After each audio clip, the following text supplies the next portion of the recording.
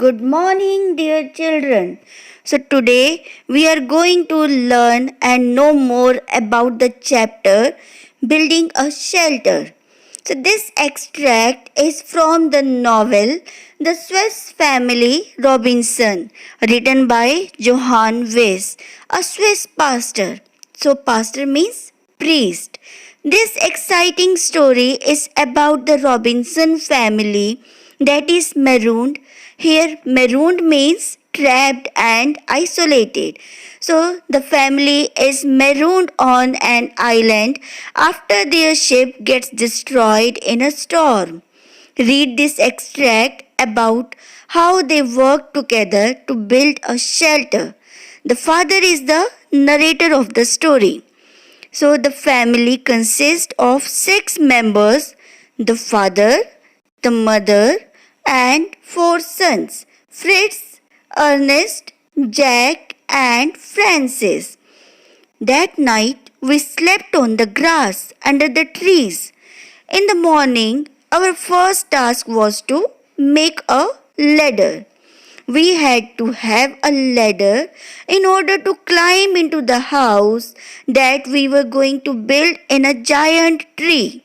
We had plenty of rope, but we needed pieces of bamboo to make the steps of the ladder and also to make some bows and arrows.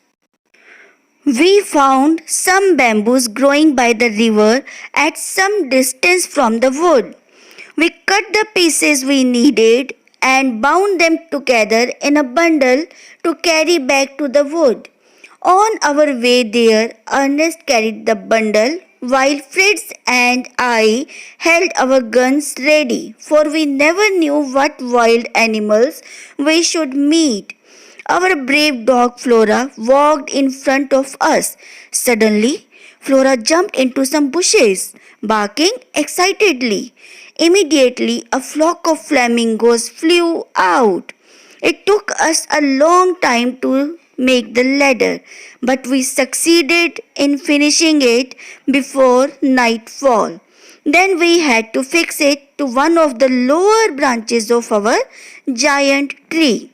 We did this by shooting an arrow with a rope attached to it over the branch.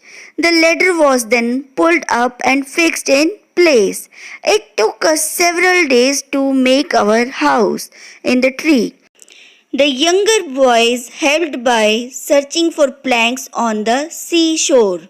They loaded these on the backs of the cow and the donkey and brought them to us. Fritz and I were busy cutting away the branches in the middle of the tree.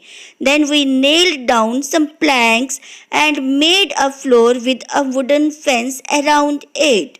We hung 6 hammocks onto some higher branches. Finally, we covered the branches above us with a sailcloth to make a roof. Later on, I intended to make a wooden roof. The sailcloth which made the roof also formed 2 walls of the house. The third wall was the trunk of the tree. The fourth side was left open. It gave us a beautiful view over the tree tops to the ocean.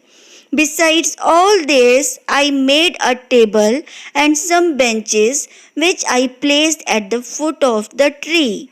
That was our dining room. By Sunday, our home was finished. That day we kept as we always did for prayer, rest, and pleasant talk.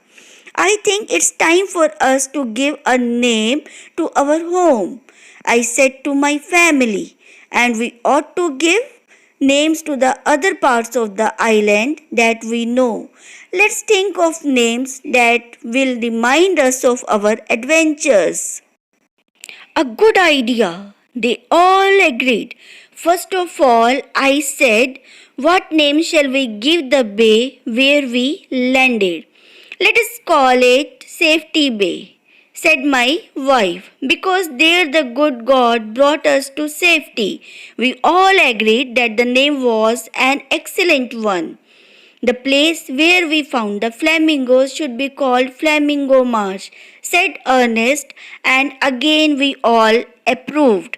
Let's call the bridge Family Bridge, my wife suggested, because the whole family helped to make it. Let's give the name of Cape Disappointment to the place where we looked in vain for the sailors, I said. Let's call the river Jackal River, said Jack. So far, we were in complete agreement.